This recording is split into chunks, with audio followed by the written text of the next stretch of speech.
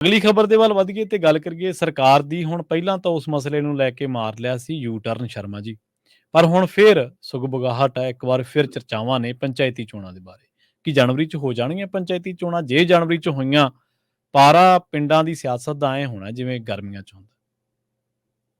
ਪ੍ਰਵੀਨ ਜੀ, ਵੈਸੇ ਤਾਂ ਪੰਚਾਇਤੀ ਚੋਣਾਂ 'ਚ ਧੱਕੇਸ਼ਾਹੀ ਸਰਕਾਰੀ ਪੱਧਰ ਤੇ ਖੂਬ ਹੁੰਦੀ ਆ ਜੀ।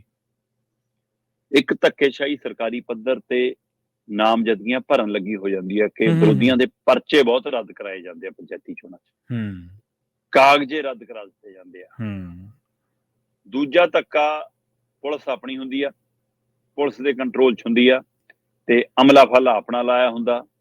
ਪਿੰਡ ਦੇ ਮੋਹਤਬਰ ਜਿਹੜੇ ਪਾਰਟੀ ਦੇ ਨਾਲ ਖੜੇ ਹੁੰਦੇ ਨੇ ਉਹਨਾਂ ਦਾ ਦਬਦਬਾ ਹੁੰਦਾ ਤੇ ਉੱਥੇ ਧੱਕੇਸ਼ਾਹੀ ਖੂਬ ਚੱਲਦੀ ਹੈ, ਕੋਈ ਦੋ ਰਾਏ। ਜੀ ਜੀ। ਪਰ ਜੇ ਪਿੰਡ ਅੜ ਕੇ ਫੈਸਲਾ ਕਰ ਲਵੇ ਅਸੀਂ ਆਪਣੀ ਮਰਜ਼ੀ ਦਾ ਸਰਪੰਚ ਪੰਚ ਚੁਣਨਾ, ਤਾਂ ਫਿਰ ਰੋਕ ਨਹੀਂ ਸਕਦੀ ਕੋਈ ਸ਼ਕਤੀ। ਹਾਂਜੀ, ਇਹ ਵੀ ਗੱਲ ਸਹੀ ਹੈ, ਜੋ ਮਰਜ਼ੀ ਕਰ ਲਓ। ਹਾਂ, ਸਰਕਾਰ ਜਿਹੜੇ ਹਵਾਲੇ ਨਾਲ ਅਗਸਤ 'ਚ ਕਾਹਲੀ ਪਈ ਸੀ, ਉਸ ਹਵਾਲੇ ਨਾਲ ਤਾਂ ਚੋਣਾਂ ਜਨਵਰੀ 'ਚ ਹੋ ਜਾਣੀਆਂ ਚਾਹੀਦੀਆਂ। ਇੱਕ ਪਾਸੇ ਸਰਕਾਰ ਤਿਆਰੀ 'ਚ ਦਿਖ ਰਹੀ ਸੀ ਅਗਸਤ 'ਚ, ਜਦੋਂ 10 ਅਗਸਤ 2023 ਨੂੰ ਕਹਿੰਦੇ ਪੰਚਾਇਤਾਂ ਭੰਗ ਜੀ ਹੈ, ਫੰਡ ਰੋਕ, ਸਾਡੀ ਕਾਰਵਾਈ ਸ਼ੁਰੂ। ਤੇ ਉਹ ਤਾਂ ਪਟਿਆਲੇ ਨਾਲ ਸੰਬੰਧਿਤ ਧਿਰਾਂ ਅਦਾਲਤ ਪਹੁੰਚ ਗਈਆਂ ਤੇ ਉਹਨਾਂ ਨੇ ਅਦਾਲਤ 'ਚ ਬੂਹਾ ਖੜਕਾਇਆ ਤੇ ਮੁੱਖ ਮੰਤਰੀ ਭਗਵੰਤ ਮਾਨ ਜੀ ਦੇ ਲਫ਼ਜ਼ਾਂ 'ਚ ਗੱਲ ਰੱਖੀ ਕਿ ਅਸੀਂ ਜੀ ਉਹ ਪੰਚਾਇਤਾਂ ਜਿਹੜੀ ਚੁਣ ਕੇ ਆਏ ਹੋਏ ਆ, ਅਸੀਂ ਜੀ ਥੋਪੇ ਹੋਏ ਨਹੀਂ। ਸਾਨੂੰ ਪਿੰਡ ਨੇ ਜਿਤਾ ਕੇ ਭੇਜਿਆ, ਵੋਟਾਂ ਪਾ ਕੇ ਭੇਜਿਆ, ਸਾਡੇ ਤੇ ਉੱਤੇ ਡਾਕਾ ਕਿਉਂ ਮਾਰ ਲਿਆ ਜੀ? ਇਹ ਸਰਕਾਰ ਨੂੰ ਕਿਹੜਾ ਅਧਿਕਾਰ ਹੈ?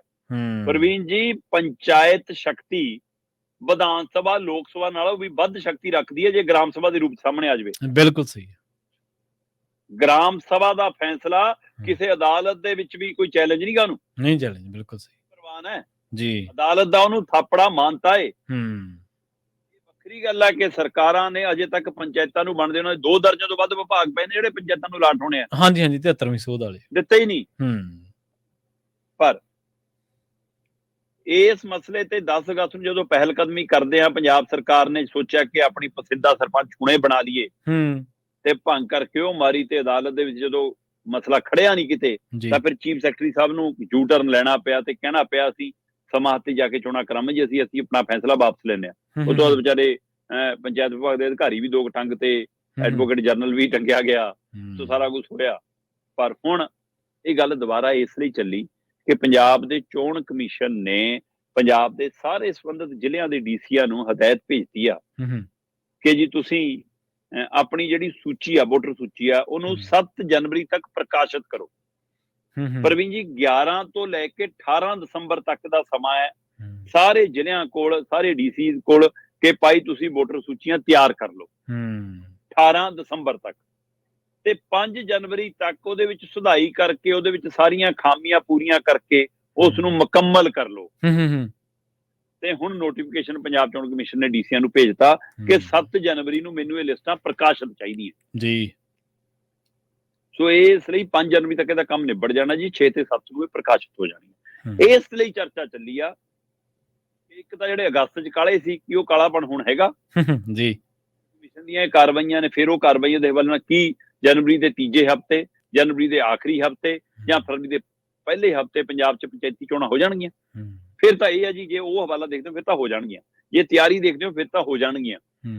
ਪਰ ਜੇ ਅਸਲ 'ਚ ਸਰਕਾਰ ਦਾ ਪੈਮਾਨਾ ਨਾਪੋ ਤਾਂ ਸਰਕਾਰ ਲੋਕ ਸਭਾ ਚੋਣਾਂ ਤੋਂ ਬਾਅਦ ਕਰਾਉਣਾ ਚਾਹੁੰਦੀ ਆ। ਠੀਕ ਆ। 3 ਸੂਬਿਆਂ ਦੇ ਵਿੱਚ ਨੋਟਾਂ ਤੋਂ ਹਾਰ ਕੇ ਆਉਣ ਵਾਲੀ ਧਿਰ ਨੂੰ ਫਿਕਰ ਆ ਕਿ ਕਿਤੇ ਪੰਜਾਬ 'ਚ ਸਾਡੇ ਨਾਲ ਕੁਛ ਜੱਗੋ ਤੇਰਵੀਂ ਨਾ ਹੋ ਜਾਵੇ। ਉਹਨਾਂ ਨੂੰ ਇਹ ਵੀ ਆ ਕਿ ਇਸ ਮੌਕੇ ਅਸੀਂ ਹਰ ਪਿੰਡ ਦੇ ਵਿੱਚ 3-3, 4-4 ਬੰਦਿਆਂ ਨੂੰ ਲਾਰਾ ਲਾਇਆ ਵਾ ਕਿ ਸਰਪੰਚ ਤੈਨੂੰ ਬਣਾਵਾਂਗੇ ਜੀ ਜੀ। ਤੇ ਜੇ ਹੁਣ ਵੋਟਾਂ ਕਰਾਈਆਂ ਸਰਪੰਚ ਬਣਨਾ, ਇੱਕ ਪਤਾ ਨਹੀਂ ਉਹ ਵੀ ਸਾਡੇ ਵਾਲੇ ਚੋਂ ਬਣਨਾ ਕਿ ਕਿਹਦੇ ਵਾਲੇ ਚੋਂ ਬਣਨਾ। ਪਰ ਜੇ ਸਾਡੇ ਵਾਲਿਆਂ ਚੋਂ ਇੱਕ ਬਣ ਗਿਆ ਤੇ 3 ਰਹਿ ਗਏ, 2 ਰਹਿ ਗਏ, ਤਾਂ ਫਿਰ ਉਹ ਚੋਣਾਂ 'ਚ ਸਾਡੇ ਨਾਲ ਖੜਨਗੇ ਕਿ ਉਲਟ ਭੁਗਤਣਗੇ, ਇਹ ਨਹੀਂ ਪਤਾ। ਬਿਲਕੁਲ ਸਹੀ ਹੈ। ਅਜੇ ਤੱਕ ਸਰਕਾਰ ਇਹ ਨਹੀਂ ਤੈਅ ਕਰ ਪਾਈ ਕਿ ਜਿਵੇਂ ਪਹਿਲੀਆਂ ਪੰਚਾਇਤੀ ਚੋਣਾਂ ਹੁੰਦੀਆਂ ਉਵੇਂ ਹੀ ਕਰਾਈਏ, ਸਰਪੰਚ ਅੱਡ ਚੁਣੀਏ ਤੇ ਪੰਚ ਅੱਡ ਚੁਣੀਏ, ਜਾਂ ਇਕੱਲੇ ਪੰਚ ਚੁਣਨੀਏ ਫਿਰ ਉਹਨਾਂ ਚੋਂ ਸਰਪੰਚ ਚੁਣਨੀਏ। ਇਸ ਤਜਵੀਜ਼ ਤੇ ਵੀ ਚਰਚਾ ਚੱਲਦੀ ਹੈ। ਸੋ ਇਸ ਲਈ ਜੇਕਰ ਮੌਜੂਦਾ ਸਥਿਤੀ ਸਮਝੋਗੇ ਫਿਰ ਲੱਗੇਗਾ ਕਿ ਚੋਣਾਂ 2024 ਤੋਂ ਬਾਅਦ ਹੋਣਗੀਆਂ, ਲੋਕ ਸਭਾ ਚੋਣਾਂ ਤੋਂ ਬਾਅਦ। ਤੇ ਜੇਕਰ ਇਹ ਤਿਆਰੀ ਨੂੰ ਦੇਖੋਗੇ ਤਾਂ ਚੋਣਾਂ ਜਨਵਰੀ ਦੇ ਤੀਜੇ ਜਾਂ ਚੌਥੇ ਹਫ਼ਤੇ ਹੋ ਸਕਦੀਆਂ ਜੀ। ਤੇ